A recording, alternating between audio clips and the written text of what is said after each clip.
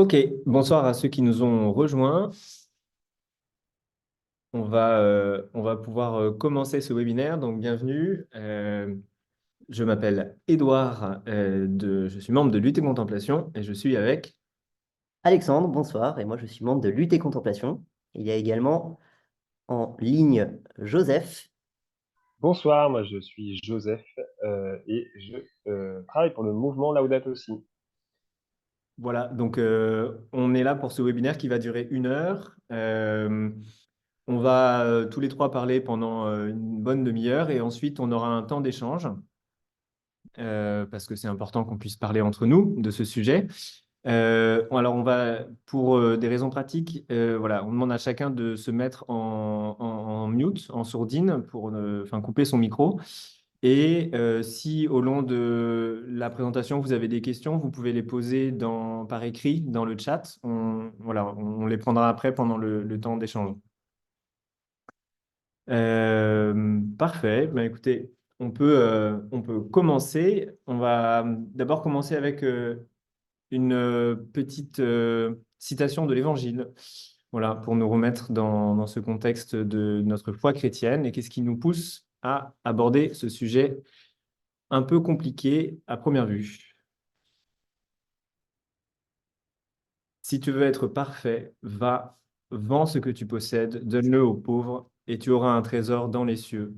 Puis viens, suis-moi.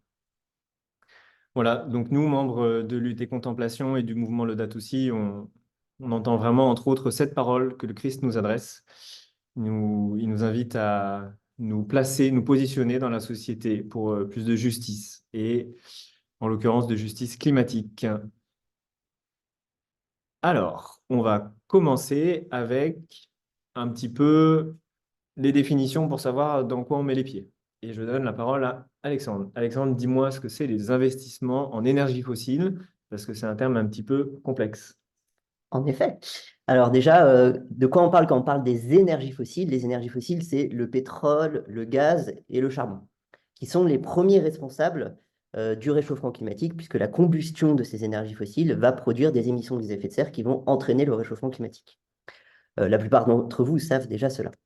Le problème principal des énergies fossiles, c'est les nouvelles sources d'énergie fossile. Autrement dit, les nouveaux champs de pétrole, de gaz, les nouveaux puits de pétrole, les nouveaux champs de gaz ou des nouvelles exploitations de charbon.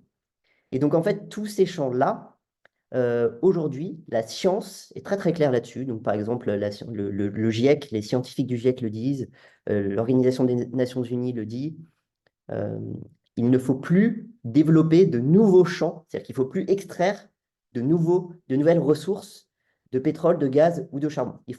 Il faut toutes les laisser dans le sol. Parce que, comme vous le voyez sur ce graphique, rien que les réserves de pétrole qui existent, de pétrole, de gaz et de charbon qui existent, c'est tout le gros camembert, là, le gros cercle en noir. Et donc, si on exploitait tout ce pétrole, ce gaz, ce charbon et qu'on le brûlait, eh ben, ça engendrerait 2795 gigatonnes de CO2 dans l'atmosphère, alors qu'en réalité, pour rester un réchauffement climatique de 1,5 degré, on peut se permettre que d'émettre 380 gigatonnes de CO2. Donc, le critère numéro un principal du réchauffement climatique, c'est plus de nouveaux projets. Ça ne veut pas dire qu'on ne peut pas avoir du pétrole et du gaz les prochaines années, mais on ne peut pas aller faire de nouvelles ressources et donc aller extraire des nouveaux puits. Et donc, la science est très claire, elle dit il ne faut plus des investissements dans ces nouveaux projets-là. Mais à partir de là, quand on se met d'accord sur ce point-là, quel est le lien avec l'Église et pourquoi on parle de désinvestissement des énergies fossiles? Donc là, je redonne la parole à Edouard. Oui, merci. Alors, les énergies fossiles, donc les entreprises qui développent ces projets d'énergie fossile, elles posent un problème parce que la quasi-totalité, on est à 96%, elles sont en train de développer des nouveaux projets. Voilà. On a tous un petit peu en tête le projet ICOP de Total parce que c'est celui en particulier qui a été très médiatisé, mais il y en a beaucoup d'autres. Donc, ça revient à dire que investir en tant que propriétaire financier dans ces entreprises, ça revient à contribuer à des activités qui sont contraires à toutes les recommandations des scientifiques. Donc, euh, on s'intéresse maintenant aux églises, à nos communautés chrétiennes. Elles ont du patrimoine, c'est assez inégal. Certaines sont pauvres, manquent d'argent pour leurs activités, et au contraire, d'autres institutions sont très riches, ont un patrimoine très important qui vient de leur histoire, de leur héritage, qui vient aussi parfois de ventes d'immeubles, de patrimoine immobilier. Voilà, on a des communautés, des institutions euh, qui possèdent plusieurs dizaines de millions d'euros, parfois même bien plus.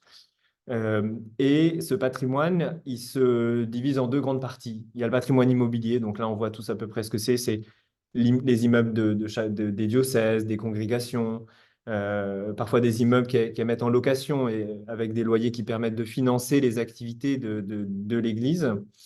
Et il y a une partie du patrimoine que nous, chrétiens de base, on ne voit pas forcément très bien, c'est le patrimoine financier. Le patrimoine financier, il est soit déposé sur des comptes courants, ça on connaît, c'est de l'argent liquide comme chacun, ou alors il est, quand on n'en a pas besoin tout de suite, il est investi dans le but de générer des rendements, voilà, être capitalisé, valorisé. Et donc c'est sur ça qu'on va s'intéresser en particulier, nous. Je vous ai fait un petit schéma pour vous expliquer comment ça se passe très concrètement. On a notre communauté chrétienne, donc imaginons que c'est un diocèse ou une congrégation. Elle détient ses comptes d'investissement dans sa banque, dans sa ou ses banques, et la congrégation, elle a un économe, responsable économique de diocèse, etc., qui va voir son banquier, qui va voir son gestionnaire financier et qui lui délègue les investissements, les placements. On appelle ça un mandat de gestion, c'est un contrat qui est signé entre les deux parties. La communauté confie à ce gestionnaire financier le fait de faire des placements qu'il jugera bons, intelligents pour valoriser le patrimoine. Et donc, mis à part quelques grands critères qui sont définis en amont, c'est le banquier qui définit au cas par cas quels sont les investissements qu'il va faire avec l'argent de la communauté. Si on simplifie, ça part soit dans des actions d'entreprise.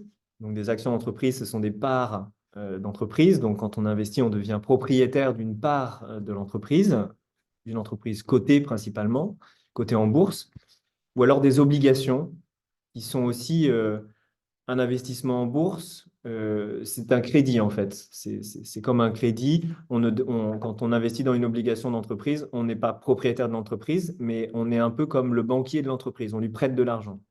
Voilà. Et ensuite, il y a tout un tas d'autres produits financiers très complexes comme vous pouvez l'imaginer.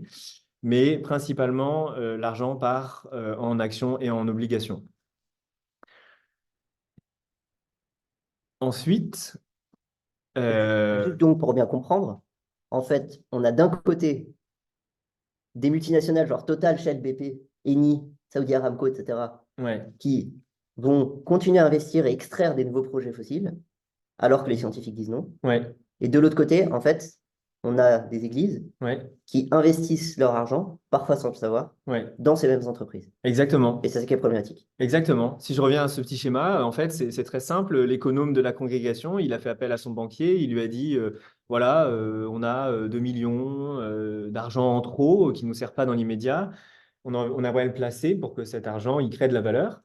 Et le banquier, en fait, il va placer cet argent sur les marchés et c'est très opaque pour savoir toutes les entreprises précisément dans lesquelles ça part. Et dans ce lot d'entreprises, tu as raison Alexandre, il y a des entreprises comme Total Energy, comme ExxonMobil, voilà, les grandes majors du pétrole qui continuent de développer des nouveaux projets d'énergie fossile. Voilà. Le lien, il se fait de cette manière. Et parfois, on n'en a pas conscience. Nous, chrétiens de base, les premiers, parfois même les responsables de communauté n'en ont pas conscience. Voilà, ils ont l'impression de simplement déléguer quelque chose à leur banquier sans savoir vraiment ce qui se passe en fait avec l'argent. Et eh bien, nous, chrétiens, pourquoi est-ce que ça nous pose un problème? Pourquoi est-ce que ça nous pose un problème? Je vais laisser la parole à Joseph qui va vous expliquer un petit peu ce que nous dit l'Église, ce que nous disent même les églises. On laisse la parole à Joseph parce que c'est lui qui a la foi la plus vive entre nous. Merci. Sur ce sujet, donc de la responsabilité des investissements, avant que tu cliques, Edouard, il y a une citation de Sanctissemus Annus, qui est une encyclique du pape Jean-Paul II de 1991, qui dit clairement la question des investissements, la question de ce qui fait de l'argent est une question hautement morale, contrairement à une forme de, voilà, de doxa qui a l'air de considérer que les questions de marché et les questions financières sont complètement à extraire des questions morales. Et comme on l'a vu dans les premières slides, l'enjeu moral, il est énorme. C'est la question de la survie de l'humanité, de la dignité des personnes humaines qui sont affectées par le changement climatique, de, euh, de la responsabilité des humains dans le souci de la création, dans le gardiennage de la création. Et là, devant vous, il y a quelques citations qui me semblent suffisantes, mais qui sont quand même intéressantes, enfin suffisantes pour justifier et qui ça vaut quand même le coup de mobiliser, en particulier si vous avez envie voilà, d'entamer un dialogue avec les responsables de vos diocèses, de vos congrégations, de vos communautés chrétiennes. Alors, les deux premières sont vraiment que pour les catholiques. C'est les deux encycliques, les deux encycliques, on va dire, sur l'écologie majeure du pape, l'encyclique Laudato Si, qui le dit au paragraphe 165, qui dit clairement, il faut sortir des énergies fossiles, ce qui n'est pas enclenché. Et puis, dans son exhortation Laudate Deum, il redisait avec force que la transition énergétique, alors qu'on en parle depuis très très longtemps, n'est pas suffisamment rapide et pas suffisamment enclenchée, avec donc un appel aux catholiques à se saisir de ce sujet. Et puis plus dernièrement, de manière plus œcuménique, alors même plus qu'œcuménique, de manière interconfessionnelle, la conférence des responsables des cultes en France a mis en avant la nécessaire sortie des énergies fossiles, qui passe entre autres pour les cultes, mais pour les églises en particulier, par la fin de toute relation financière avec des entreprises qui développent de nouveaux projets d'infrastructure. Et si tu peux cliquer encore sur le bouton, il y a un argument un peu massu pour les catholiques, c'est que en 2020, donc, le Vatican a mis en place un groupe de travail interdicastériel, donc un peu comme interministériel, pour prendre des termes plus communs, en réunissant l'ensemble voilà, des préfets de dicaster sur qu'est-ce qui peut être mis en œuvre à l'échelle de la planète chez les catholiques pour effectivement bien prendre soin de la création, pour mettre Laudato Si en œuvre. Et la question des investissements, donc socialement et écologiquement responsables, a été soulevée, et en particulier la question de la relation avec les entreprises qui explorent et extraient des énergies fossiles. Et alors, qu'est-ce qu'on fait de tout ça, Edouard? Qu'est-ce qu'on fait de tout ça? Moi, je comprends une chose, c'est que en 2015, Laudato Si a été un texte vraiment majeur pour les catholiques, pour tous les chrétiens et vraiment même pour le monde. Un texte Tu es muté, Edouard. Tu as recliqué sur ton... qui a osé me muter. Bref, je disais que je comprends de ce que tu dis, Joseph, que en 2015, Laudato Si a été un peu le texte fondateur de la pensée écologique chrétienne. Et plus récemment, en 2023, le pape François a publié la suite qui s'appelle Laudate Deum, qui est beaucoup plus court, ça ne fait que 15 pages, donc j'invite tout le monde à se jeter dessus, qui est un texte qui propose une mise en application réelle à l'échelle de notre économie, de nos systèmes financiers. Il parle aussi des conférences internationales comme les COP. Et c'est vraiment la mise en application de ce qui est un peu dans notre ADN de chrétien, dans notre ADN de foi, de foi chrétienne. Et, euh, et effectivement, après Laudato Si, il y a eu voilà, donc ce groupe interdicastériel du Vatican qui a proposé notamment une mesure très concrète, c'est de sortir des énergies fossiles. Donc, c'est de désinvestir des énergies fossiles. C'est quelque chose, c'est une proposition qui a été reprise très largement. La conférence des évêques de France aussi a repris ça dans un texte où ils ont appelé vraiment les institutions chrétiennes à désinvestir. Donc, c'est quelque chose que, d'une certaine manière, l'Église dit déjà, en fait. Voilà. Elle dit déjà, mais nous, on est là aujourd'hui parce que c'est quelque chose qui n'est pas encore assez appliqué. Voilà. Et donc, c'est la suite. Le but, c'est de pouvoir tous se mobiliser pour que ça arrive vraiment en acte, dans les faits. Donc, aux actes, de la parole aux actes, désinvestir, mode d'emploi. La finance peut être un sujet très compliqué par moment si on n'a pas de prérequis. En fait, c'est très simple. Pour continuer un petit peu le petit schéma avec les comptes d'investissement que je vous ai montré tout à l'heure, en fait, entre le compte d'investissement et les actions et obligations d'entreprise, il y a des choses, là, ils sont écrits là, fonds A, fonds B, qui sont des fonds d'investissement.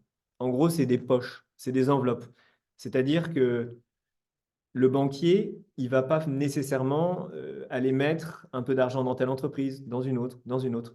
Il va avoir recours à des intermédiaires, donc d'autres personnes qui travaillent dans la finance et qui ont créé ces enveloppes dans lesquelles il y a plusieurs actions d'entreprise, des obligations, etc.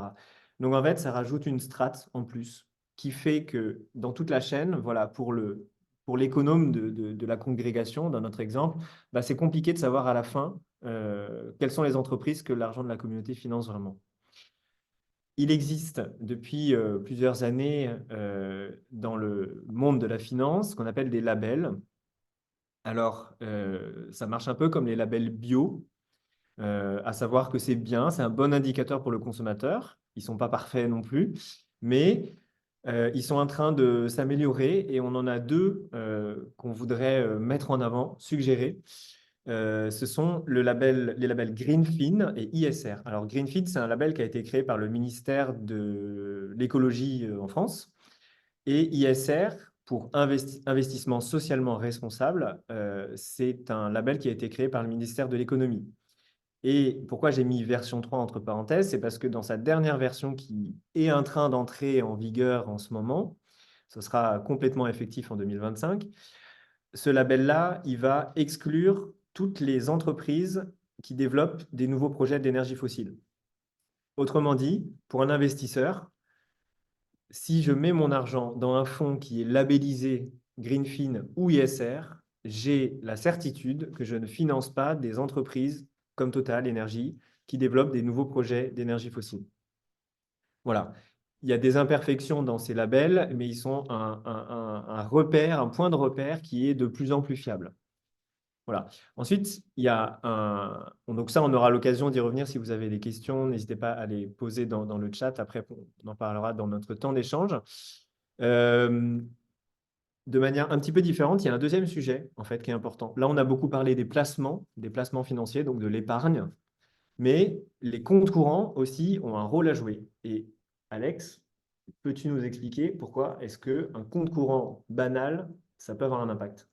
En fait, c'est un peu plus indirect que l'épargne. En fait, l'épargne, on peut comprendre que, comme nous l'a expliqué Edouard, on va, avec l'épargne, ça va être géré par un intermédiaire, une banque, un gestionnaire d'actifs, qui va lui-même investir directement dans une liste d'entreprises dans laquelle, dans cette liste, on peut retrouver du Total, du Saudi Aramco, etc. Après, il y a aussi le compte courant. On a tous un compte courant en banque. Et en fait, le compte courant, il va plus permettre les frais de fonctionnement de la banque. C'est un peu indirect. Il va un peu, d'une certaine façon, permettre à la banque de pouvoir prêter plus, en gros, pour faire très simple. Et donc, en fait, il y a aussi un enjeu de pouvoir changer de compte courant. Donc, par exemple, si vous interrogez votre diocèse ou votre communauté, ou peu importe, ou si vous vous posez la question pour vous-même, peut-être que cette communauté vous dira nous n'avons pas d'investissement sur les marchés financiers, nous n'avons pas d'investissement, nous n'avons qu'un compte courant, on n'a que de l'investissement dans des biens immobiliers. Vous pouvez aller un peu plus loin et aussi inviter cette communauté à dire peut-être que vous voulez peut-être changer de banque, parce qu'il y a en effet des banques qui continuent de financer des nouveaux projets d'énergie fossile, et il y en a d'autres qui ne le font pas. Donc, c'est comme les labels. Le label permet de voir quels sont les bons investissements. Et pour les comptes courants, c'est pareil. Ça nous permet de voir qu'il y a des bonnes banques et des mauvaises banques, entre guillemets, en termes de pratiques climatiques. Et donc, c'est très simple. En France, il n'y a que 6 très grosses banques. Donc, vous allez retenir ça très facilement. Et BNP Paribas, Crédit Agricole, Société Générale, Banque Populaire, Caisse d'Épargne, ces 4 plus grosses banques-là, elles continuent d'investir dans des entreprises qui vont ouvrir des nouveaux champs de pétrole, de gaz et de charbon. Donc, ce sont des entreprises qui continuent d'être sur un réchauffement planétaire au-delà de 1,5 degré. Donc, si je comprends bien, si moi ou une congrégation religieuse, on a un compte courant avec un petit peu d'argent dessus à la BNP, en fait, indirectement, je participe aux activités de ces entreprises parce que les quelques euros que j'ai dessus viennent gonfler un peu la force de frappe de la banque, c'est ça? Elle va pouvoir, grâce à cet argent, faire des prêts à, Total ou d'autres entreprises, c'est ça? Exactement. Ok. C'est exactement ça. Et à l'inverse, il y a des bonnes pratiques, des banques qui ont des bonnes pratiques et qui ne financent pas les énergies fossiles. C'est par exemple le cas du Crédit Coopératif, qui est une banque éthique et qui ne le fait pas. Ou par exemple la Banque Postale, qui a pris l'engagement depuis 2021 d'arrêter de financer des nouveaux projets d'énergie fossile. Ok. Et je crois que Joseph a une bonne nouvelle pour nous en tant que chrétien. Bon. Dis-nous, Joseph. Et ben, la bonne nouvelle, c'est que le sujet dont on parle là, c'est quelque chose qui est porté de longue date à travers les églises dans le monde. Alors plus spécifiquement sur la question des investissements, banque mis à part, il y a une base de données internationale qui recense les politiques d'investissement qui excluent, on va dire, les industries fossiles à travers le monde. Et donc sur les 1613 institutions qui sont recensées sur cette base de données, il y en a 35%, un peu plus de 35% qui sont des institutions confessionnelles, en tout cas dont une partie de l'ADN est confessionnelle. Alors ça va c'est pas uniquement chrétiens et les chrétiennes, même si c'est, je pense, une bonne proportion de ces institutions. Et donc pour vous donner des exemples, si tu veux passer la slide, Edouard, voilà, des exemples d'institutions chrétiennes qui peuvent nous inspirer là-dedans. On peut commencer par le coup massif, c'est l'Église d'Angleterre, donc l'Église anglicane en Angleterre, qui a par ailleurs un fonds de pension, on est au Royaume-Uni, notamment dans le milieu anglo-saxon, donc c'est une église qui a énormément de patrimoine financier et qui, pendant de nombreuses années, a été hésitante sur l'attitude à adopter vis-à-vis des fossiles, qui notamment à un moment souhaitait dialoguer avec les dirigeants des majors pétrolières, particulièrement britanniques, donc Shell et BP, sur leur stratégie en tant qu'actionnaire. Et qui, après voilà, de nombreuses années, et notamment un dialogue infructueux avec ces entreprises Shell et BP en particulier, ont complètement abandonné de respecter l'accord de Paris et continuent à développer des nouveaux champs pétroliers. Et donc, l'été dernier, en juin, la commission en charge des finances de l'Église d'Angleterre a annoncé qu'il sortait dans les plus brefs délais de tout accord financier avec les entreprises fossiles, avec lesquels ils avaient encore des liens, parce qu'ils avaient déjà sorti des pires, on va dire. Donc voilà, pour vous donner un exemple conséquent, enfin, c'est pas rien du tout, hein, l'église anglicane, c'est vraiment l'église dominante au Royaume-Uni. Il y a quelques exemples, hein, une autre photo, Weir Divesting, c'est la province jésuite des Royaumes-Unis, qui pareil a mené un travail de réflexion important et qui est sorti intégralement des fossiles. C'est une province relativement riche. Il y a quelques années, en 2020, il me semble.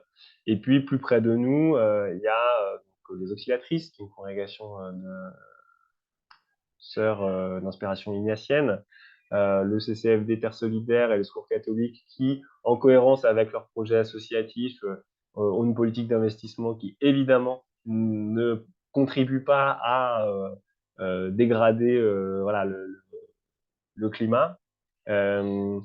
Et par ailleurs, on sait depuis le mois d'octobre, c'est le diocèse qui a communiqué dessus dans son journal, que le diocèse de Grenoble a cessé d'investir chez Total, en partie pour des raisons climatiques et aussi en partie pour une question d'atteinte aux droits humains.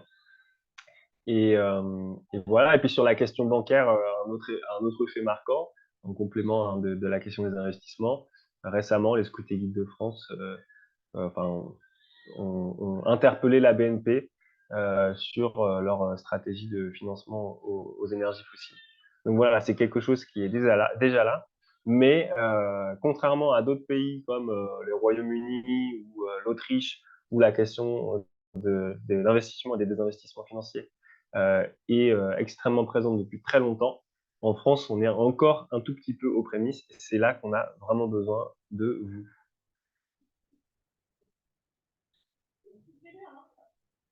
Et donc, on peut se demander aussi, voilà, on voit ces exemples, il y en a certains qui sont massifs comme l'Église anglicane. On peut se demander en fait à quoi ça sert de désinvestir, à quoi ça sert de retirer les placements qu'on avait dans des entreprises des énergies fossiles. En fait, ça a plusieurs intérêts. Déjà, le premier, on le voit là, avec ces petits extraits de presse, c'est que c'est un signe, c'est une parole qu'on on énonce au sein de la société. Voilà. Et des institutions comme celle-là, les Scouts de France, l'Église d'Angleterre, à force de dire on n'est pas d'accord avec ce que font nos banques, eh bien, les choses évoluent. Il y a une pression dans la société dans son ensemble qui s'exerce. Donc voilà, ça c'est un intérêt majeur. C'est pour ça que désinvestir, c'est utile aussi si on rend cette parole publique. Voilà, il y a l'enjeu de le faire, mais il y a l'enjeu que cette parole elle soit publique. Et puis d'un point de vue un peu plus financier, simplement pour vous dire, si on a de plus en plus d'investisseurs qui se retirent de ces entreprises, et si ces investisseurs ils pèsent un peu, bah, finalement, en fait, Total va avoir de plus en plus de mal à trouver de l'argent pour financer des nouveaux projets. Donc, ça va lui coûter de plus en plus cher de développer ces projets. Voilà, donc il y a différents leviers d'efficacité voilà, sur la démarche du désinvestissement.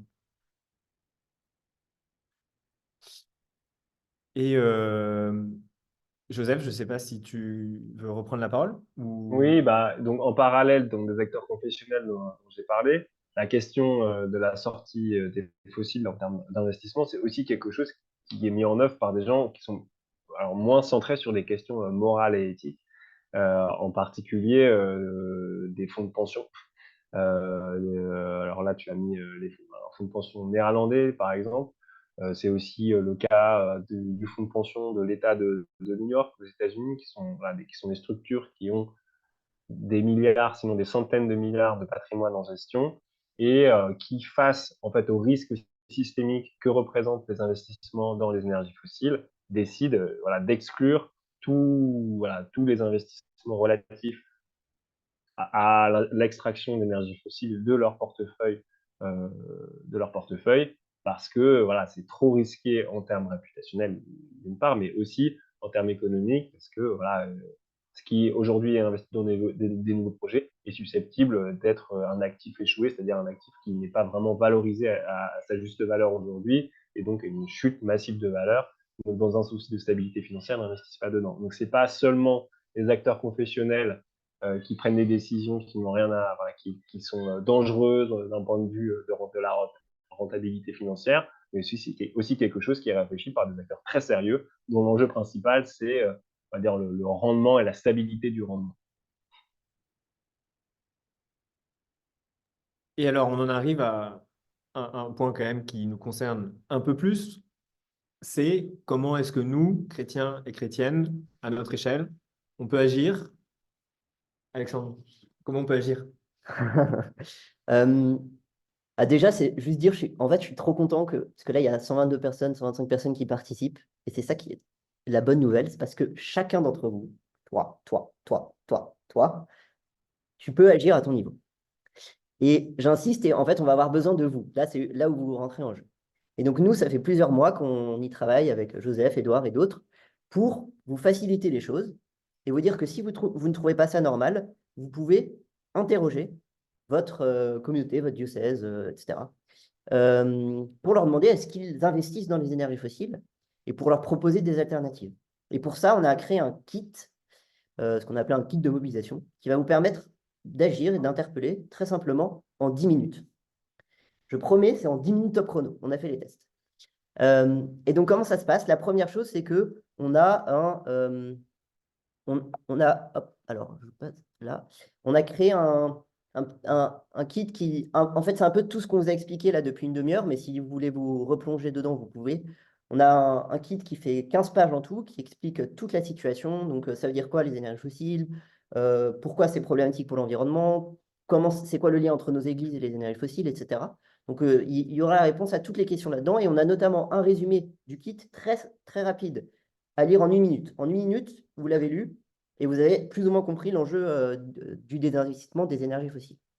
Ensuite, la deuxième chose à faire, une fois que vous avez compris ça, c'est que nous, on a créé des lettres type que vous pouvez copier-coller pour interpeller par email, ou vous pouvez l'imprimer hein, si vous voulez, vous faites comme vous voulez, votre diocèse, votre communauté, selon que vous soyez protestant, catholique ou avec d'autres interactions avec nos églises.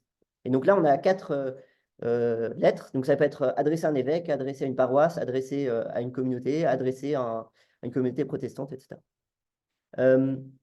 Et donc ça, il suffit juste de copier-coller et de l'envoyer, de trouver le contact de votre contact de là où vous vous rendez pour faire communauté et vous envoyez. Donc premièrement, vous lisez le kit rapidement, il y a un petit résumé, 1 minute. Ensuite, vous pouvez copier-coller la lettre et vous l'envoyez. La troisième étape, qui est très importante pour nous, c'est que vous enregistrez, donc il y a un lien, je vous montrerai après, très simple, qui est de dire, une fois que vous avez envoyé à votre communauté, c'est que vous puissiez le référencer dans ce qu'on appelle un framaform. Donc, c'est juste 3 questions très rapides, ça va prendre 45 secondes, où vous dites quelle communauté vous avez interpellé, à qui vous avez adressé la lettre, le nom de la personne à qui vous avez adressé la lettre et votre adresse email. Comme ça, nous, ça nous permet de savoir combien de communautés ont été interpellées et de derrière pouvoir faire le suivi avec vous et de vous aider, etc. Donc voilà, c'est comme ça que très rapidement, en 10 minutes, vous pouvez avoir une action, vous pouvez user de votre mobilisation citoyenne, de votre pouvoir de citoyen et d'interpeller votre communauté. Et derrière, le but, c'est qu'on puisse proposer aussi, comme on vous l'a dit, il y a des alternatives. Il y a les labels dont on a parlé, donc c'est tout simplement engager un dialogue avec eux. Et donc, si jamais votre communauté ou votre diocèse vous répond,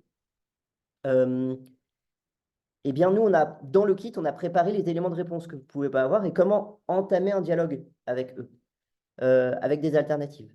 Et donc, il y a un résumé de 2 pages, on l'a dit, et il y a 15 pages pour tout comprendre, avec dans le sommaire les réponses a priori à toutes les questions que vous pourriez vous poser.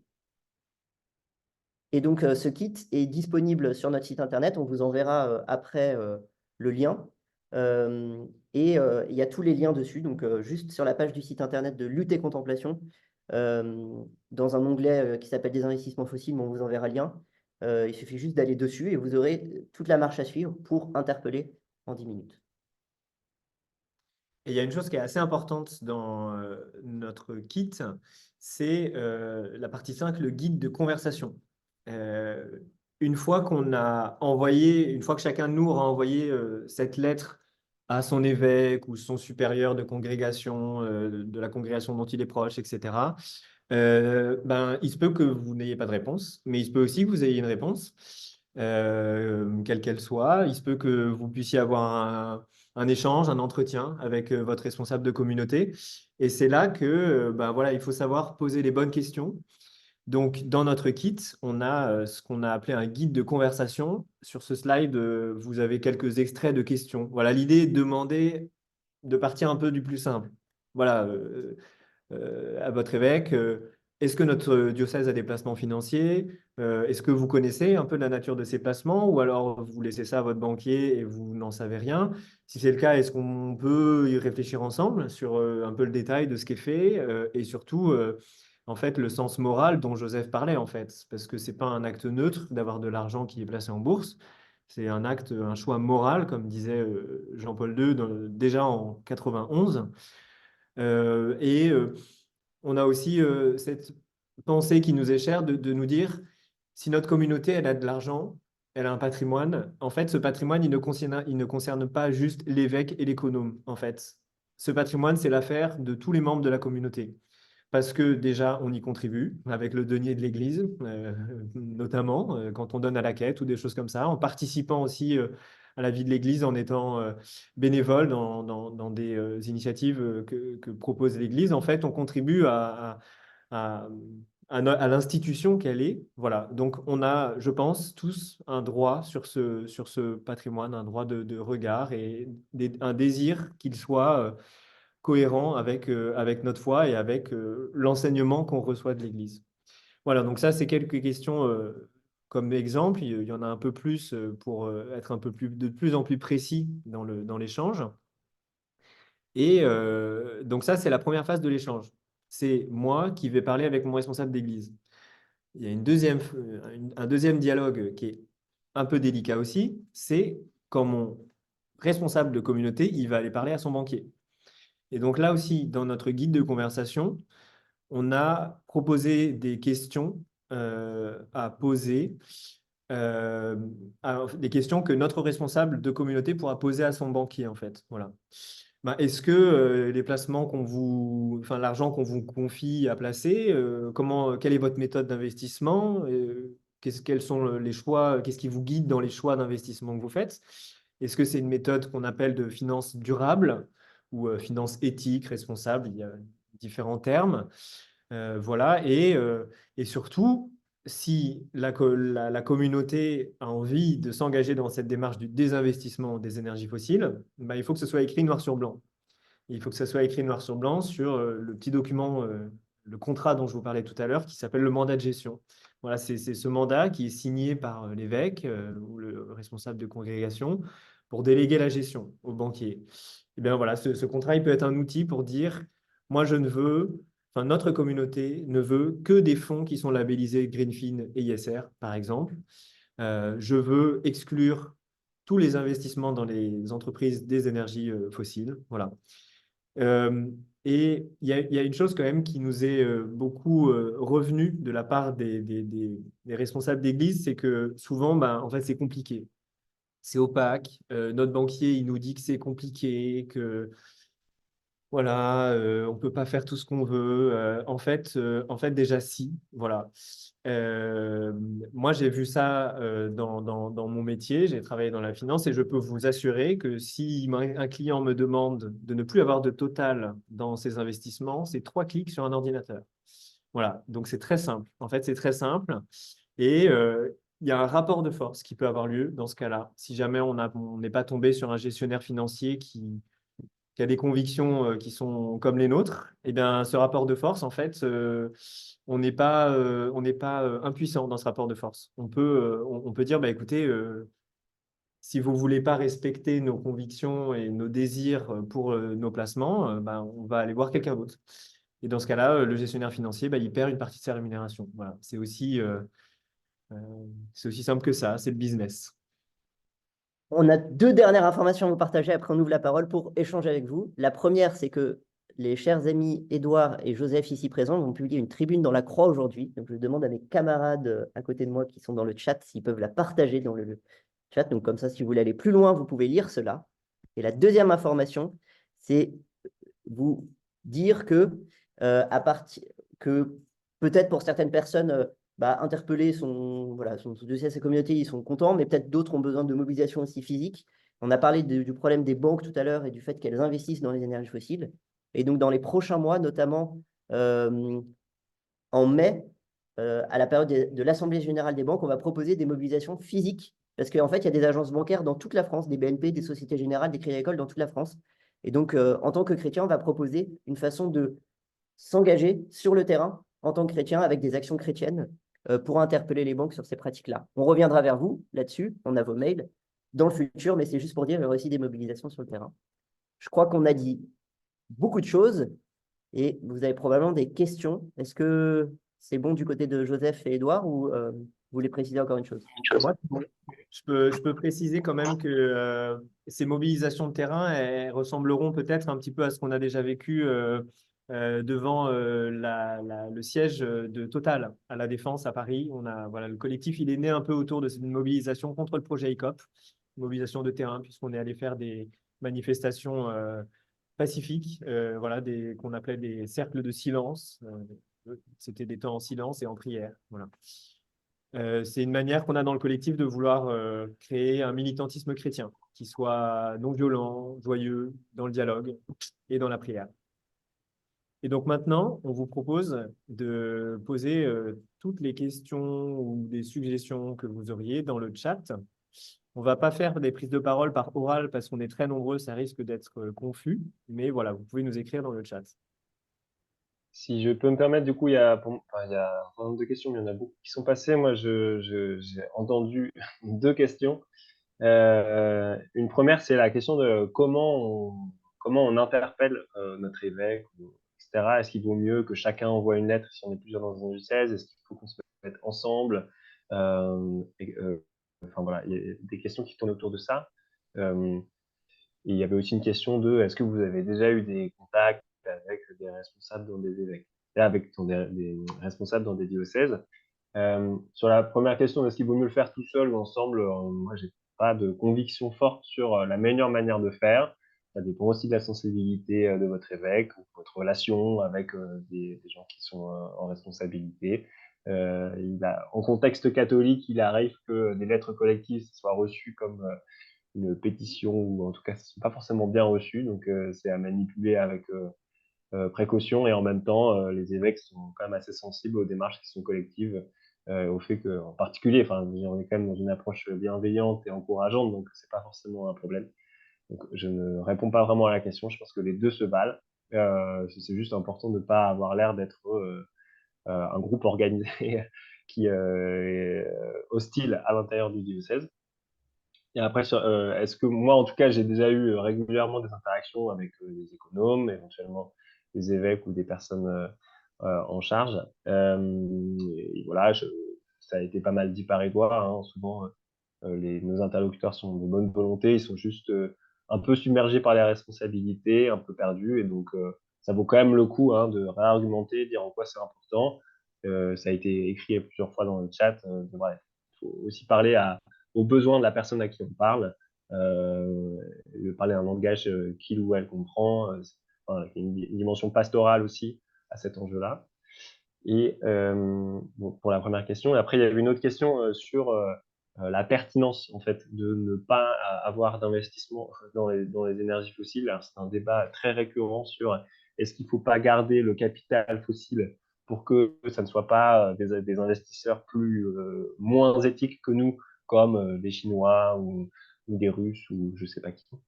C'est une question intéressante. En réalité, aujourd'hui, l'enjeu, il est surtout de la licence morale dont disposent les majors pétrolières qui sont détenues par des investisseurs privés. Il y a aussi tout un tas de, il y a aussi tout un tas de sociétés pétro-gazières qui sont détenues à 100% par des États, et sur lesquelles, en fait, on n'a pas de levier.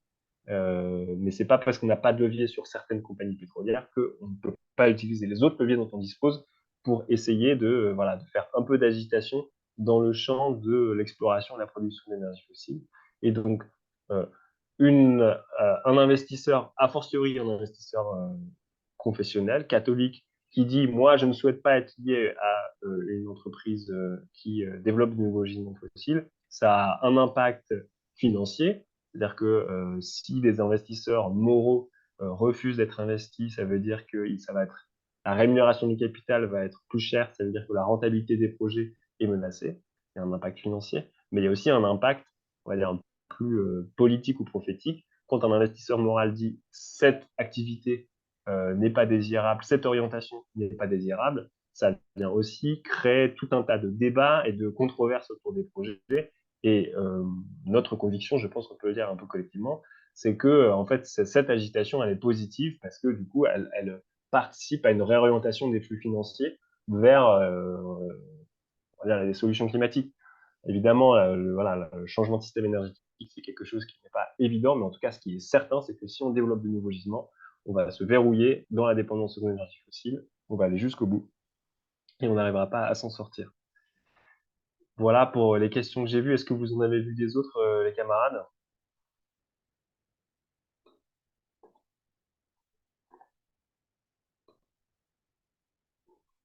Peut-être tu peux arrêter le partage d'écran, Edouard, simplement.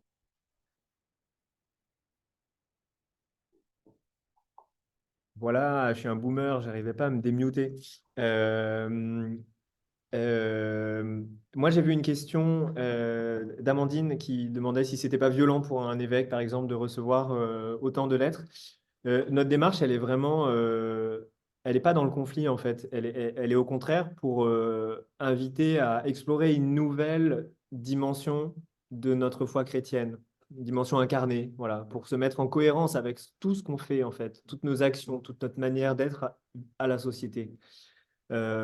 Voilà. Et de fait, les lettres qu'on a écrites, vous pourrez les lire. Elles sont absolument pas violentes. C'est pas, il y a pas cette idée de créer un rapport de force, nous, avec nos responsables, hein. On est certes, chez Lutte et Contemplation, militant sur les questions d'écologie, mais les personnes à qui on veut vraiment demander des comptes de manière sérieuse, au final, ce sont les banques, ce sont ces entreprises. Voilà. Nos responsables religieux, ce sont nos alliés dans ce combat. Et ils ont eux-mêmes été invités par le Vatican, par la Conférence des évêques de France, à faire cette démarche du désinvestissement. Donc, on veut leur dire que ça compte pour nous et les accompagner, en fait. Voilà, les accompagner s'ils ont besoin de l'être dans cette démarche.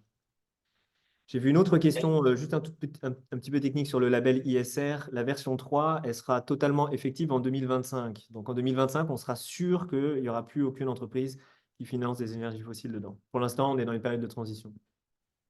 Il y a une question qui rejoint un peu la question de la pertinence du désinvestissement. Est-ce que il vaut, quand on a, enfin, c'est une question en 3 temps d'une personne qui se prénomme IN.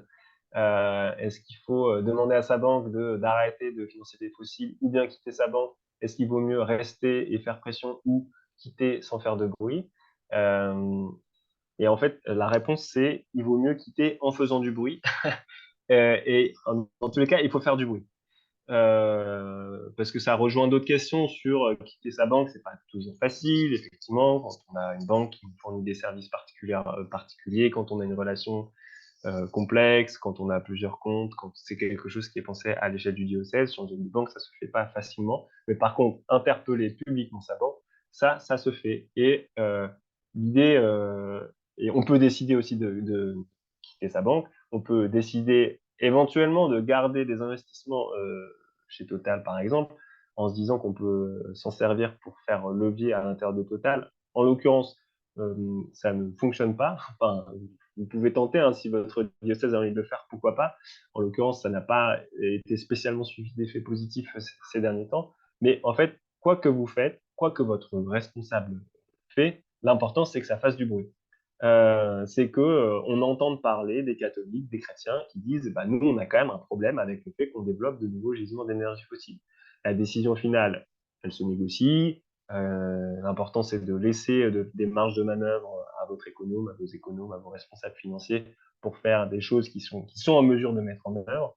Mais ce qui est vraiment intéressant, c'est que quelle que soit l'option qui soit choisie, elle s'accompagne d'une parole prophétique, qu'elle s'accompagne d'un souci de pédagogie auprès des fidèles ou voilà, des gens avec qui vous partagez une foi commune, pour que ça soit une démarche collective et qui rayonne.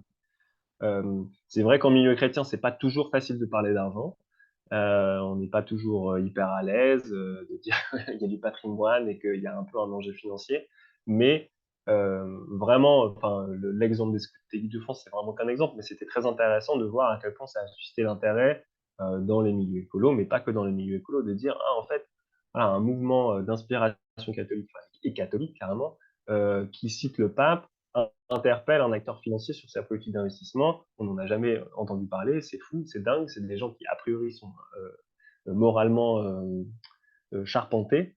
Et donc, si ça se multiplie, un évêque qui parle de la question des fossiles, qui parle de biodiversité, et aussi la question de la biodiversité, qui parle de l'impact écologique des activités d'entreprises, de majors pétrolières ou de banques, bah ça, c'est quelque chose d'inédit et c'est quelque chose qui peut avoir un impact sur l'ensemble du secteur productif.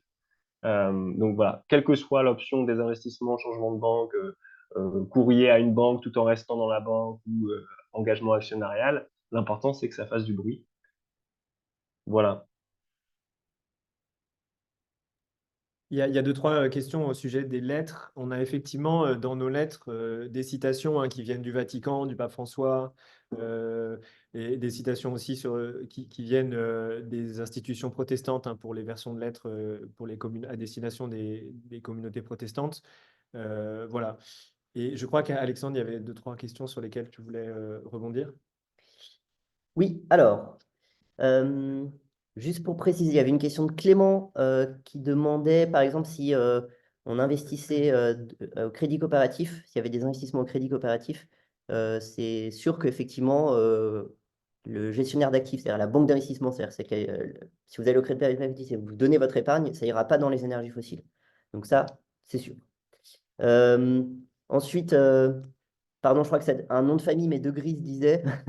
euh, et Joseph y a déjà un peu répondu, mais c'était un peu la question de dire, bah, effectivement, l'argent, c'est un peu tabou, mais on n'a pas forcément besoin de connaître le montant d'investissement que le diocèse, dans lequel le diocèse investit ou la communauté investit, mais juste de dire, bah, peu importe le montant, on ne veut pas voilà, rentrer dans votre intimité, entre guillemets, financière, mais est-ce que vous pouvez nous garantir ou dire publiquement que vous allez tout labelliser, par exemple, tout labelliser Greenfin ou ISR? Ça peut être une façon d'être dans un dialogue constructif. Il y a Mathilde qui demandait est-ce que les scouts ont une réponse? Il faudrait leur demander publiquement, je ne sais pas. Je crois qu'il y a un dialogue, je crois que la BNP Paribas a répondu en disant qu'ils vont entamer un dialogue avec les scouts et guides de France. Il y a Clément qui demandait avez-vous déjà lancé des démarches auprès du diocèse de Paris? Nous, on n'a rien lancé encore. Peut-être que Joseph pourra dire, mais le but, c'est que là, en fait, on outille tout le monde et que tout le monde puisse interpeller. Après, Joseph, je ne sais pas si tu as connaissance de ça, Alors, voilà, le mouvement avait envoyé un courrier à l'ensemble des évêques il y a un an à peu près, enfin un an et demi. A priori, tous ces courriers se sont souvent retrouvés sur la table des référents à l'écologie intégrale, dont un certain nombre sont présents dans cette vidéo, parce que voilà, c'est pas monter en haut de la pile. Enfin, moi, ma conviction, c'est que ça fonctionne mieux quand c'est quelqu'un de l'intérieur, quoi, qui vient interpeller son évêque en disant, mais voilà, c'est vraiment quelque chose qui est intéressant, qui me parle à moi, on est plusieurs dans le diocèse à penser que c'est quelque chose d'important, donc saisissez-en vous. Et Il y donc, a, à part, oui, la discussion a eu lieu à un moment, mais elle mérite d'être reposée. Louise nous fait une bonne remarque, c'est que voilà, on peut être mal à l'aise par le fait d'aller encore réclamer quelque chose, demander quelque chose à nos responsables ecclésiaux. Alors c'est vrai qu'ils ont quand même pas mal de sujets pour prendre soin de l'Église ces derniers temps. Euh, et ce que je viens de dire, Joseph, c'est ce genre de demande, elle fonctionne le mieux quand c'est des personnes qui sont proches de nos responsables qui les font. Donc en fait, allez discuter avec eux, en fait. C'est un sujet qui est important. Et s'ils vous donnent l'occasion de vous investir dans la communauté sur ce sujet en particulier, bien sûr, faites-le. Voilà, on a les responsables, les référents écologie intégrale qui sont des personnes très importantes dans chaque diocèse. Il faut que ces personnes-là aient de plus en plus de poids dans les décisions. On peut pas éluder le fait qu'à la fin de l'histoire, pour un diocèse, par exemple, c'est l'évêque qui décide. Donc, ça ne peut pas ne pas passer par le responsable de communauté. Voilà, c'est pour ça que nous, on invite tout le monde à s'adresser à son responsable de communauté et à l'épauler, évidemment, s'il y a besoin. Parce que, voilà, il y a parfois un manque de temps, un manque de compétences dans l'Église. Donc, s'il y a du temps et des compétences parmi nous, employons-les, c'est sûr, dans nos communautés respectives. Oui. Et peut-être pour ajouter une réflexion qui, j'espère, répond à certaines remarques qui sont évoquées là, un enjeu complémentaire à la difficulté de parler d'église, de rajouter quelque chose, un sujet supplémentaire à des responsables ecclésiaux déjà bien chargés, c'est que on peut aussi défendre la conviction que avoir une politique d'investissement moralement cohérente sur les questions d'écologie intégrale, c'est aussi une manière pour l'Église de mener sa mission mieux, de rayonner mieux. Euh, Ce qu'on voit en France, mais que moi je vois aussi dans d'autres pays, c'est que la question financière elle est sensible. Hein. C'est pas comme si l'Église catholique était une Église qui se portait forcément très bien. Mais en fait, se dire que malgré parfois des choix financiers, de vente de patrimoine immobilier ou de choses comme ça, que parfois les responsables ont du mal à assumer, de dire, mais en fait, le patrimoine immobilier qui est vendu pour des placements financiers, en fait, il est cohérent et la politique d'investissement, elle est cohérente, elle est pensée avec des critères moraux et c'est quelque chose dont on peut être fier et dont on peut parler à nos fidèles sans en avoir honte et qu'en fait, c'est une manière aussi de rayonner la bonne nouvelle, quoi. Que être catholique, c'est quelque chose qui se met en acte au quotidien, qui concerne tout le monde, qui a le souci de la justice en son cœur. Et moi, j'ai la conviction, c'est quelque chose qui rend aussi l'Église désirable, enfin attractive et joyeuse. On a d'autres questions là sur en fait, le sujet. Est-ce que l'interlocuteur qu'on a, il est sensible ou pas? Est-ce qu'il va nous répondre ou pas? Est-ce que le référent d'écologie intégrale du diocèse peut avoir du poids ou non?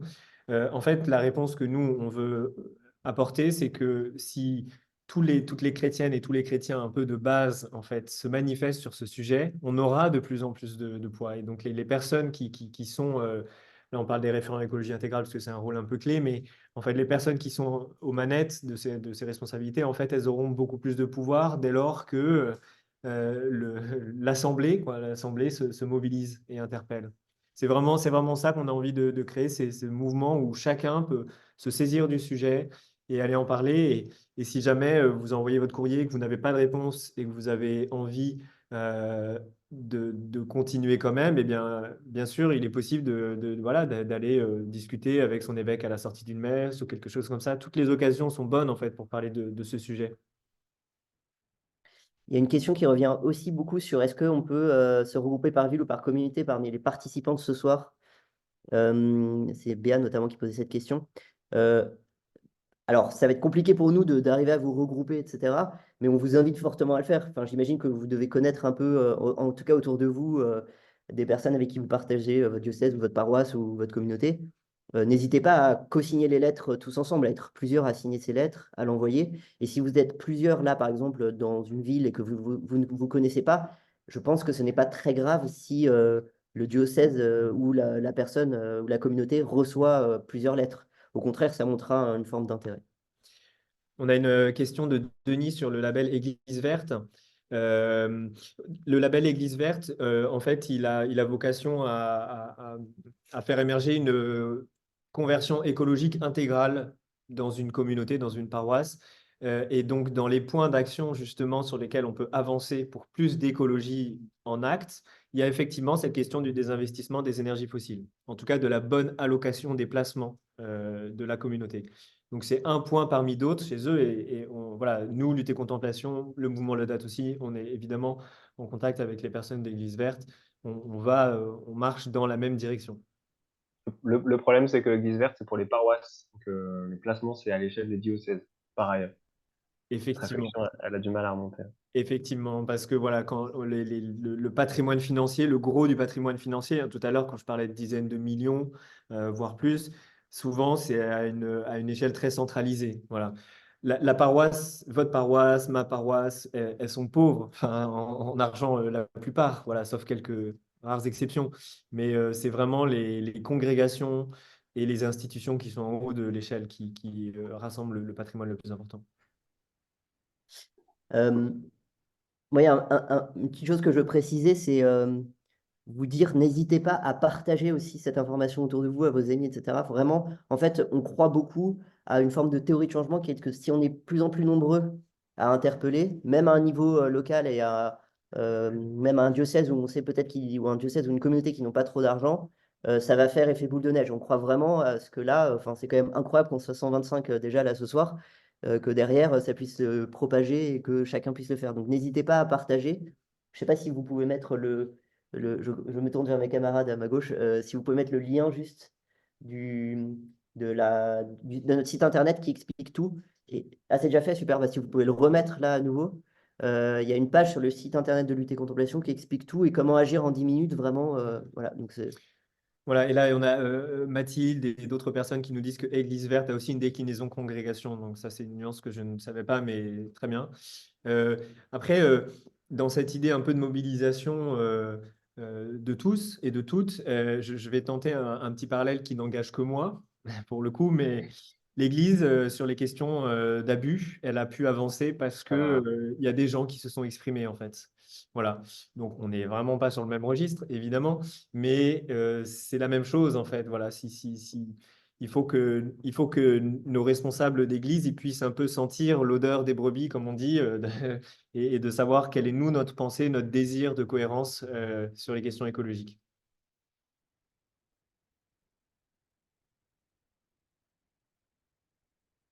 Alors, on a une question très technique. Est-ce qu'une paroisse qui se chauffe au gaz naturel, qui est une énergie fossile, peut obtenir le label Église verte? Je ne suis pas un pro du label Église verte, mais je pense que oui, le label Église verte, en fait, il encourage surtout des démarches d'amélioration et pas nécessairement des critères très fermés, en fait, hein. Voilà. Mais encore une fois, ce que nous, on pense et ce que les scientifiques aussi disent de manière unanime, c'est que c'est pas nécessairement tous ces petits gestes en fait qui vont vraiment changer la face du monde. Effectivement, faire des efforts énergétiques dans nos communautés ou même chez nous, ça compte. Mais le vrai levier efficace à l'échelle de la planète, en fait, il est entre les mains de ceux qui ont du pouvoir ou de l'argent. C'est aussi simple que ça. Et le pape François, il nous l'a vraiment redit dans l'Audate Deum, hein. Il nous a dit voilà, que nous, notre responsabilité individuelle, elle est de participer à un changement de culture, d'abord. Ce changement de culture, il permettra ensuite d'exercer une saine pression, comme dit le pape François, sur les responsables économiques, politiques, qui, eux, pourront prendre des décisions qui auront un impact. Voilà. Il est 20h35, on s'était engagé à tout faire en 1 heure. On peut rester encore un tout petit peu plus, 5-10 minutes si besoin. S'il y a d'autres questions, n'hésitez pas à les envoyer. Et sinon, pour ceux qui se déconnectent parce que vous avez probablement faim ou retrouvé des amis ou vous avez d'autres programmes pour ce soir, un grand merci d'avoir participé à cela et merci pour les messages qui témoignent que vous allez envoyer des lettres et interpeller. Ça, voilà, ça fait chaud au cœur. Et voilà, on reste encore là disponible si besoin, s'il y a des questions. Voilà, merci vraiment à tous. On est chez Lutte et Contemplation et au mouvement Laudato aussi ultra heureux de cette nouvelle vague de mobilisation sur ce sujet. Vraiment, ça nous donne beaucoup de joie, d'enthousiasme. Et c'est très beau de voir notre Église cheminer sur tout ça. Donc, merci vraiment à tous. Et bon appétit à ceux qui nous quittent pour aller manger. Et voilà, n'hésitez pas s'il y a encore des questions. Il y a Alice a levé la main. Si tu veux poser ta question dans le chat. Ah, ok. Bah, Alice, vous peux prendre la parole. Tu peux enlever ton micro.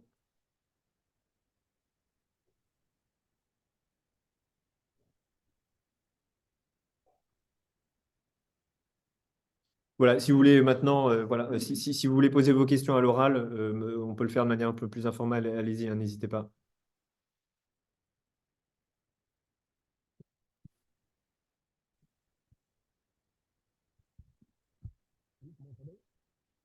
Bonsoir, j'espère que je coupe la parole à personne. J'avais une question. En fait, une fois que, admettons que le diocèse a effectivement désinvesti dans les énergies fossiles, est-ce qu'il est envisageable qu'il s'adresse en suivant aux fidèles du diocèse pour les encourager à faire de même? Ou est-ce que en fait ce serait trop orienter les gens sur leurs pratiques et ça se fait pas trop du point de vue légal ou éthique? J'en sais rien du tout. En fait, je me posais la question. C'est une super question. Ben, moi, j'aurais envie de dire oui. Enfin, si on est dans une communauté qui fait déjà des bonnes choses sur cette question, en fait, elle ne peut que encourager l'ensemble de ses fidèles aussi à emboîter le pas. Voilà, l'Église, elle se positionne politiquement, en fait, hein. On le voit, hein, elle se positionne politiquement. Alors, pourquoi ne pourrait-elle pas le faire sur ce sujet? Euh, Moi, ça ne me choquerait pas du tout d'être interpellé par mon curé de paroisse ou mon évêque sur cette question. Et c'est vrai qu'il y a voilà, dans l'Église, il y a des disparités sociales, mais voilà, il y a des personnes que ça concerne parce qu'elles ont des patrimoines importants. Ouais. Merci.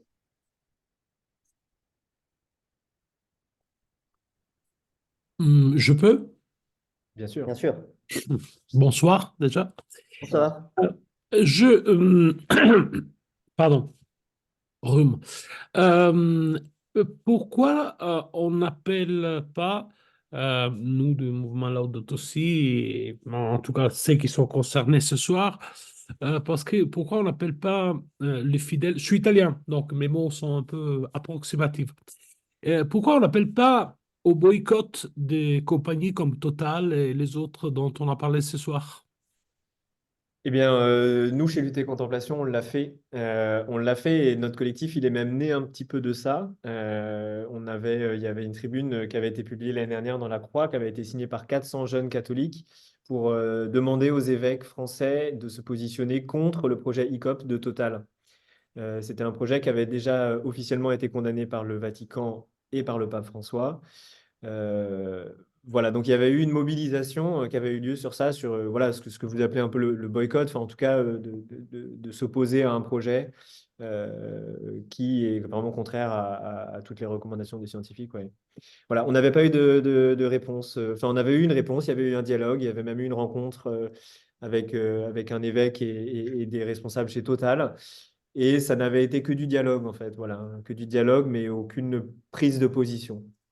Et ça a donné rien de plus. Donc, c'est déjà très bien de l'avoir fait, mais c'est pas aller plus loin.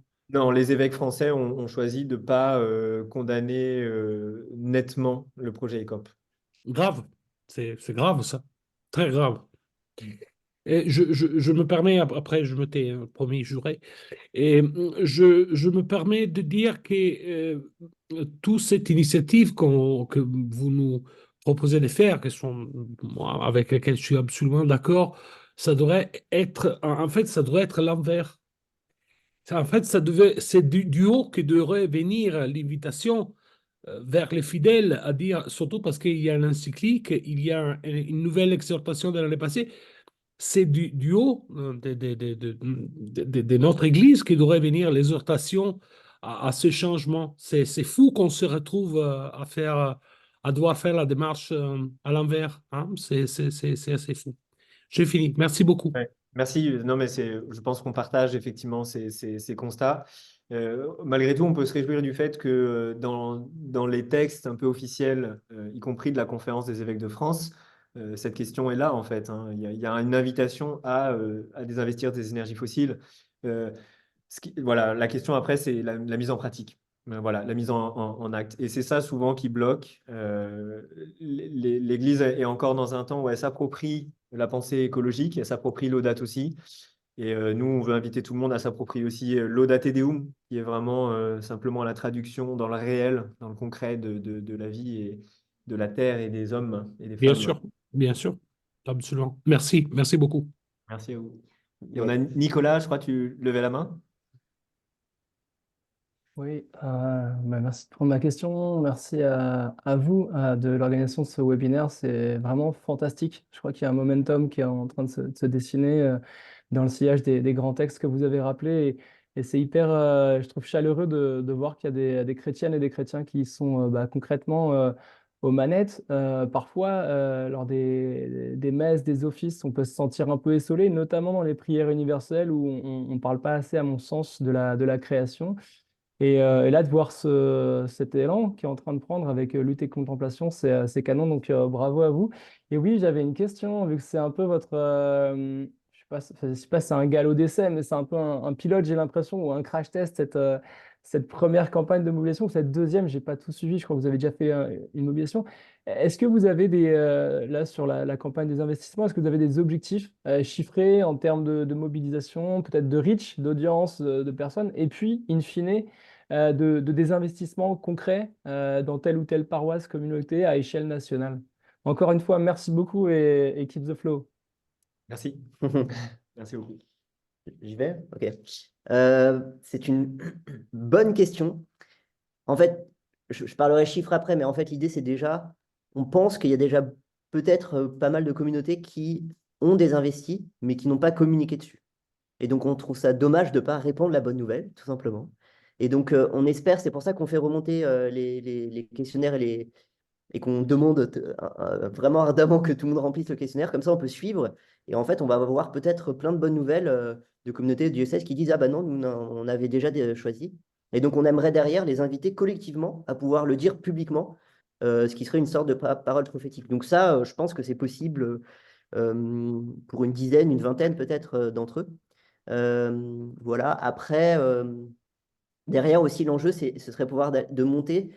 Euh, c'est difficile de donner des chiffres, hein, mais, je pense que là, vous êtes 125. À mon avis, c'est possible que si on se dit que tout le monde interpelle et que chacun en parle à droite, à gauche, à ses amis, on va continuer. Il y a presque 400 personnes qui sont inscrites au webinaire à qui on va envoyer l'email derrière. On peut se dire que derrière, il va y avoir peut-être des centaines d'interpellations. Et c'est aussi, toutes ces interpellations, ça nous permettra peut-être aussi d'aller voir la CEF ou la COREF et d'aller leur dire, bah voilà, il y a eu des centaines d'interpellations, est-ce que vous voulez pas, vous, avoir une prise de parole un peu plus qui descende, comme on en a parlé tout à l'heure, et qui invite fortement tout le monde à le faire.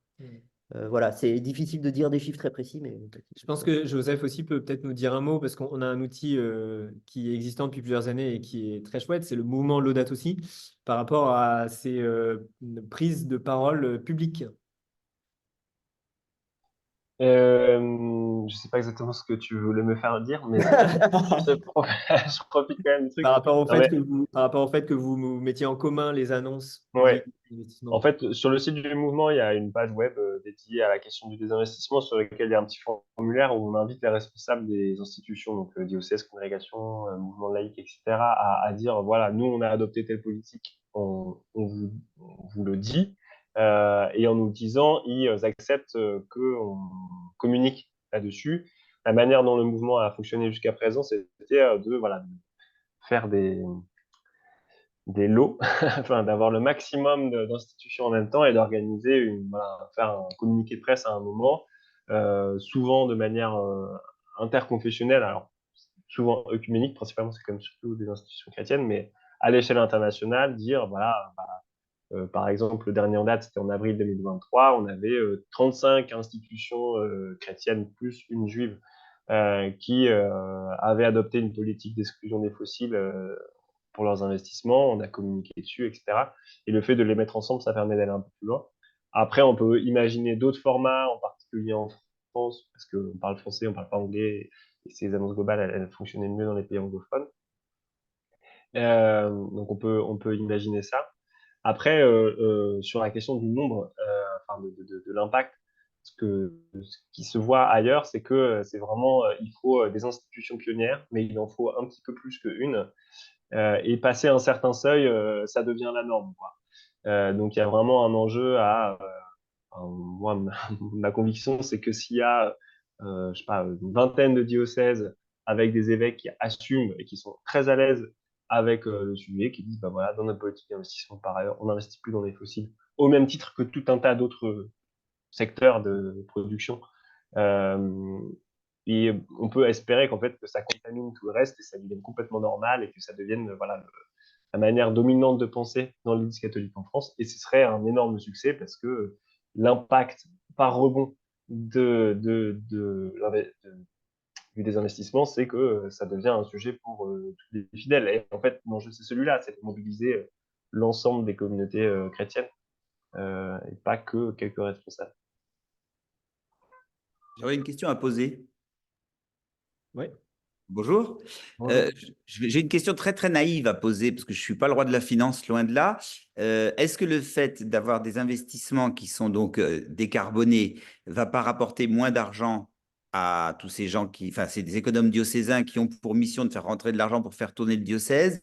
Est-ce qu'on ne va pas nous répondre, ben, on ne peut pas, on a déjà du mal à boucler le budget. Si on commence à dire pas chez Total, pas chez BNP, pas ci, pas ça, on ne boucle pas le budget, donc il faut faire des choix. Ouais. Est-ce qu'on ne va pas nous rétorquer ça, par exemple? C'est effectivement un argument qu'on entend souvent. Vraiment. La réponse est non. En fait, arrêter de placer chez BNP et Total, ça ne veut pas dire qu'on aura moins de rendement. Clairement. Parfois, c'est voilà, la bourse, la bourse, c'est le casino, hein, ça monte, ça descend. Et en fait, ces entreprises-là, elles sont aussi sujettes aux aléas de la bourse. Donc, retirer un petit lot d'entreprises qui est vraiment au cœur du système des énergies fossiles n'a aucun impact sur le rendement. Et j'ai même envie de dire plus. Sur les marchés financiers, il y a un peu du mimétisme, pour pas dire des moutons. Et étant donné qu'il y a une vague un peu sur la finance durable qui, depuis des années, prend de plus en plus d'ampleur, en fait, vu que de plus en plus d'investisseurs vont dessus, eh ben les valorisations montent, ça grimpe en bourse. Donc, en fait, même si on n'est pas du tout concerné par l'écologie et qu'on ne raisonne que rendement, en fait, il y a un intérêt à aller se positionner sur des investissements plus durables parce que c'est ceux qui vont rapporter demain. Voilà, c'est ceux, enfin, il y a un effet d'émulation. Voilà. Donc, les cours de bourse, ils grimpent. Voilà, je ne sais pas si ça répond correctement à ta Ça question. répond très bien. Pour autant, j'ai pas l'impression, je ne suis pas la bourse de près, mais de loin, je n'ai pas l'impression que BNP et Total, par exemple, aient des mauvais résultats en ce moment. On entend même dire qu'ils ont des très, très bons résultats. Donc, Ils ont des très, très bons, ils ont des très, très bons résultats. Oui, oui, bien sûr. je sais pas, hein, Alors, oui, oui, c'est évidemment le cas de Total qui a encore affiché un bénéfice record cette année à plus de 20 milliards de dollars, c'est ça? Euh, oui, mais en fait, il y a d'autres entreprises qui font des bénéfices importants. En fait, il y a d'autres entreprises hein, qui sont des multinationales, voilà, qui sont pas parfaites, mais qui en tout cas ont un impact sur le climat qui est moindre que Hmm. Total. Et si je peux me permettre un complément, par ailleurs, les chiffres exceptionnels de Total, ils arrivent après une décennie un peu plus creuse. En fait, c'est vraiment strictement corrélé au prix de l'énergie. Et là, on est vraiment sur la vague reprise Covid, quoi. Oui. Clairement, Total n'était pas rentable, pardon, lapsus. Rentable n'était pas Total en 2020, quoi. Donc il y a aussi un enjeu de stabilité. Moi, ce que je comprends, c'est que les économes, alors la gestion financière dans le monde catholique, je connais moins bien le monde protestant, mais c'est vraiment en bon père de famille. Et donc l'enjeu, c'est vraiment la stabilité plus que le rendement maximum. En fait, moi, je connais pas spécialement d'économes qui sont en mode on va chercher des rendements à deux chiffres, quoi. C'est plutôt on veut un petit peu plus que l'inflation. Si on a un résultat financier qui nous permet de prendre en charge quelques salaires, on est vraiment favorable. Mais dans ce contexte économique-là, l'enjeu, il est plutôt celui de la stabilité et de l'absence de perte de valeur. Euh, euh, à mon avis, les prix de l'énergie vont rester élevés encore quelques années. Il y a un moment, c'est un peu systématique, c'est cyclique et contracyclique en fait, ces prix d'énergie. Passer une certaine période de prix d'énergie très élevés et donc de rentabilité financière forte des entreprises pétro-gazières, euh, en fait, il y a une baisse de la demande, il y a une crise économique, on va dire, et donc une baisse de la rentabilité des entreprises, et donc une baisse de la valeur des actions, et donc une baisse du patrimoine financier. Enfin, voilà. Donc, il y a aussi vraiment un argument financier. Euh, et moi, j'ai quand même, enfin, mon intuition des quelques discussions que j'ai eues avec des responsables financiers de diocèse ou de congrégation, c'est l'exposition aux fossiles, elle est faible. Elle est très, très, très, enfin, très, très, très probablement inférieure à 5%, et assez probablement autour de 1-2%, à l'image de ce que ça représente dans le CAC 40. Donc sortir des fossiles, c'est pas non plus un grand saut dans le vide d'un point de vue financier. Euh, c'est pour ça que je disais que l'enjeu, il est à la fois, il est un peu financier, mais il est aussi surtout moral et prescriptif. Avoir un diocèse qui dit je sors des fossiles tout seul, ça ne change pas les cours du marché. Avoir 99 diocèses qui sortent des fossiles, ça commence à faire quelque chose en termes de volume, mais surtout, ça fait surtout quelque chose en termes d'impact moral. Enfin, la finance, c'est quelque chose qui réagit très fort aux questions d'image, et c'est là qu'est tout l'enjeu. Alors, c'est sûr que les économes, c'est pas leur métier, la question d'image, mais en même temps, ils servent on va dire la pastorale, donc c'est cohérent. Puis il y a un certain nombre d'économes qui sont par ailleurs extrêmement soucieux de l'avenir de la planète pour eux-mêmes, pour leurs enfants, pour tous les humains d'aujourd'hui et de demain. Voilà, je pense qu'on a tous très faim maintenant. Donc, on va clôturer cette visio. S'il y avait encore des questions, n'hésitez pas à nous les envoyer, hein. Vous pouvez nous contacter, que ce soit sur les réseaux sociaux, sur notre adresse mail contact@luttcontemplation.org. Voilà, vous retrouverez tout sur le site. On a donc un onglet sur le désinvestissement qui est a priori plutôt didactique, qui vous permettra de revoir le pas à pas qu'on vous a expliqué pendant ce webinaire. Voilà, merci beaucoup à tous et à toutes. On est vraiment très heureux d'avoir fait ce moment avec vous et force, paix et joie pour la suite. Merci à vous. Merci Bye. beaucoup. Salut. Merci.